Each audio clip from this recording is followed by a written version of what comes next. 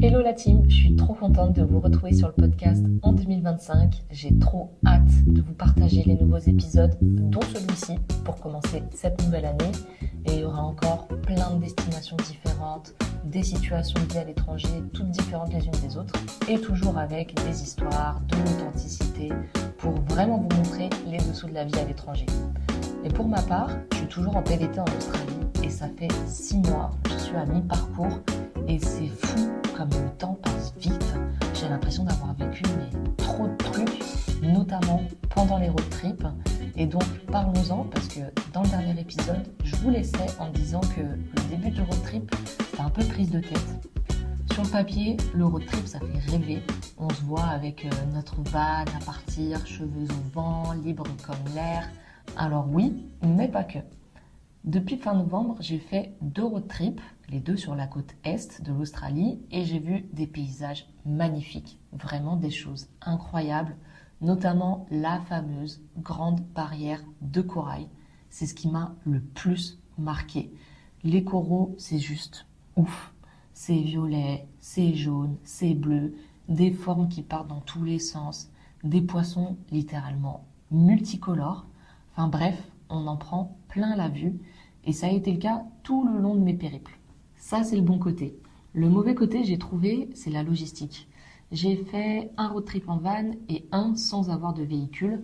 Et dans les 2 cas, c'est fatigant mentalement parce qu'il faut toujours réfléchir à où on dort, est-ce qu'on a à manger, c'est où le next step, il y a combien de temps pour aller jusqu'au step, sachant que le soir, on doit être à tel endroit pour dormir, etc., etc.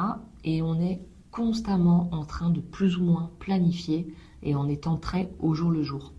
Bien sûr, il y a des gens qui sont très organisés, pour qui ça doit être plus simple, mais perso, je planifie pas à la minute près. Et dans tous les cas, même quand on planifie, il y a sans cesse des imprévus. Et ça, faut le savoir, les imprévus, ça fait partie du quotidien. Donc, si tu sais pas te laisser porter un minimum, si tu sais pas rebondir, si tu sais pas profiter malgré les petits couacs, tu passes un mauvais moment vraiment. Et pour ma part, je suis pas sûre d'être une grande fan des road trips. Parce que j'avais envie de bosser sur mes projets perso pendant le voyage, et que nenni, j'ai rien pu faire, notamment le podcast. Impossible de faire quoi que ce soit sur le podcast. Tout gérer en même temps, c'est très difficilement réalisable. Mais ça m'a fait réaliser quelque chose, c'est que j'étais en train d'expérimenter, je sais pas trop comment on dit, la pyramide de Maslow. La pyramide de Maslow, ou la pyramide de besoins, je l'avais étudiée en cours, mais là, de la vivre, ce que ce bon vieux Maslow disait a pris vraiment tout son sens. Pour expliquer rapidement, c'est une pyramide qui a 5 échelons qui représentent les besoins qui se cachent derrière nos motivations. Et Maslow explique que pour accéder à un échelon supérieur et monter dans la pyramide, il faut que l'échelon sur lequel on se trouve soit acquis. Donc l'échelon numéro 1, c'est les besoins physiologiques, manger, dormir, faire ses besoins. Le deuxième, c'est besoin de sécurité d'un environnement stable et prédictible. Le troisième, un besoin d'appartenance, de reconnaissance. Le quatrième, un besoin d'estime, besoin d'affection. Et le cinquième, c'est besoin d'accomplissement de soi. Donc ça peut être trouver sa vocation, créer quelque chose, mieux s'écouter, etc. Et d'être en road trip, on est dans les échelons 1 et 2. On doit trouver un endroit où dormir le soir, avoir de quoi manger, un endroit où faire pipi. Si on est en van, on doit trouver un endroit sécurisé où on peut se garer pour dormir. Si on est à pied, on veut avoir un logement qui est un minimum sécurisé et décent. Et la stabilité et la prédictibilité de l'échelon 2, c'est pas toujours ça, parce qu'il y a beaucoup d'imprévus, comme je vous le disais. Donc, au final, on est surtout principalement dans l'échelon numéro 1. Et donc là, les besoins d'estime, d'accomplissement de soi, tout le tralala, ça, c'est mis de côté. Le podcast, je l'ai mis au placard parce que je devais me focus sur où est-ce qu'on dort et est-ce qu'on a à manger. Et maintenant que je suis posée dans un endroit fixe, je suis à Sydney pour quelques semaines, j'ai de nouveau envie de me faire des amis pour mon besoin d'appartenance, par exemple, de bosser sur mon podcast et mes autres projets, mon besoin d'accomplissement de soi. Et ça, je peux le faire parce que j'ai un toit, j'ai à manger, je suis dans un endroit sécurisé, un endroit stable, c'est acquis, c'est validé, donc je peux aller à l'échelon supérieur. Enfin bref, vous avez compris l'idée. Et j'ai trouvé ça marrant de vivre et d'aller et venir entre les différents échelons de cette fameuse pyramide de Maslow que j'avais vue, re-revue et re-revue pendant mes cours chaque année pendant 5 ans. Là, clairement, je me suis vue dans la pyramide. Et entre deux road trips, il y a eu la période Noël, jour de l'an. Et Noël en Australie, pour une Française, vraiment, c'est différent. Je suis allée à Melbourne pour Noël et on va en parler dans quelques minutes. Mais avant ça, je voulais vous raconter mes premiers pas à Melbourne parce que j'ai expérimenté autre chose. Et cette fois-ci, c'était la gentillesse et la générosité des Australiens. En arrivant à Melbourne, j'étais avec mon amie Laurie et elle avait un contact ici. Un retraité, c'était un ami de son beau-père qui proposait de nous héberger. Donc déjà, gentil. On arrive chez lui et trop sympa. Il nous fait visiter les alentours, il nous amène au resto, il nous amène ici et là. Vraiment, il nous chouchoute. Et il nous annonce ensuite qu'il doit partir de chez lui pour 3 jours. Mais il nous dit, restez dans la maison autant que vous voulez, profitez d'être ici pour aller à la plage, vous reposer. J'insiste, restez, faites comme chez vous, je vous laisse les clés. Et j'ai trouvé ça fou et touchant aussi, qui place en nous une confiance comme ça, à tel point de nous laisser les clés de sa maison pour quelques jours. À noter que Laurie, elle l'avait jamais vu et elle l'a rencontré en même temps que moi. On reste du coup une nuit de plus, puis on repart parce qu'on voulait visiter le centre-ville de Melbourne et lui, il habitait dans un quartier un peu éloigné. On prend le train pour aller dans le centre-ville et il se trouve qu'on s'assoit à côté d'un couple de petits vieux, de retraités, qui commencent à nous taper la discute. Et au fil de la conversation, la dame nous dit « Mais ce soir, venez dormir à la maison, on vous héberge ». Et il se trouvait que ce jour-là, on n'avait pas le logement pour le soir. Le hasard fait bien les choses, comme on dit.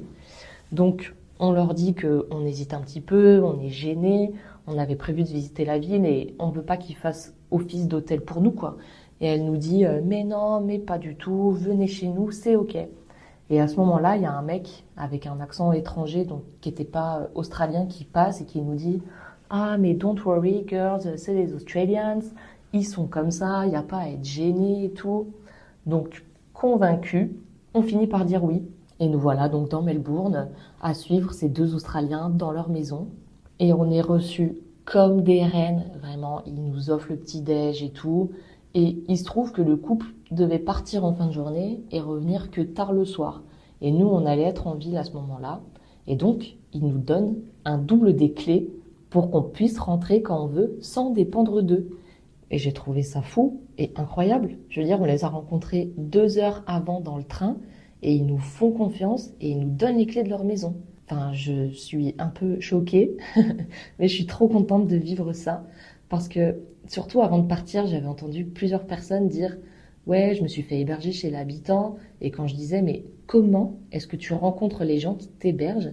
Ils me disaient « Bah, dans la rue, comme ça, à tel endroit, vraiment comme un événement random, quoi. » Et j'arrivais pas à concevoir comment c'était possible. Et ben là, voilà, c'est chose faite.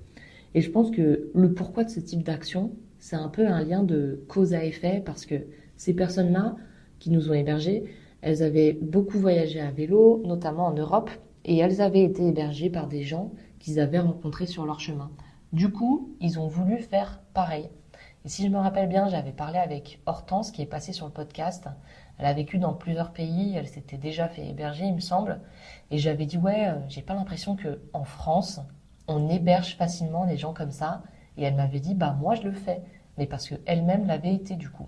Et personnellement, maintenant que ça m'est arrivé, je pense que je le ferais plus facilement si je croise des voyageurs.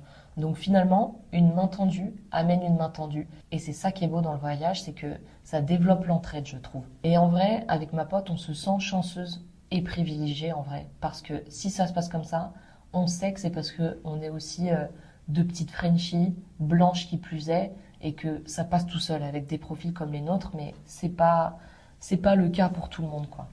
Donc voilà, on est rechargé en good vibe pour fêter Noël. Et donc Noël en Australie, c'est tellement différent. Déjà, c'est fou l'effet de la météo sur nos perceptions. Genre dans ma tête, Noël, c'est associé au froid, à la neige, au cocooning, aux habits chauds. Donc quand t'es en short, tongs sous 30 degrés avec la mer pas loin, autant te dire que ton cerveau ne se dit pas « Tiens, c'est Noël ». Mais l'effort y est en Australie. Il y a des décorations de Noël dans la rue, dans les magasins, on entend Mariah Carey, les autres chansons de Noël, etc.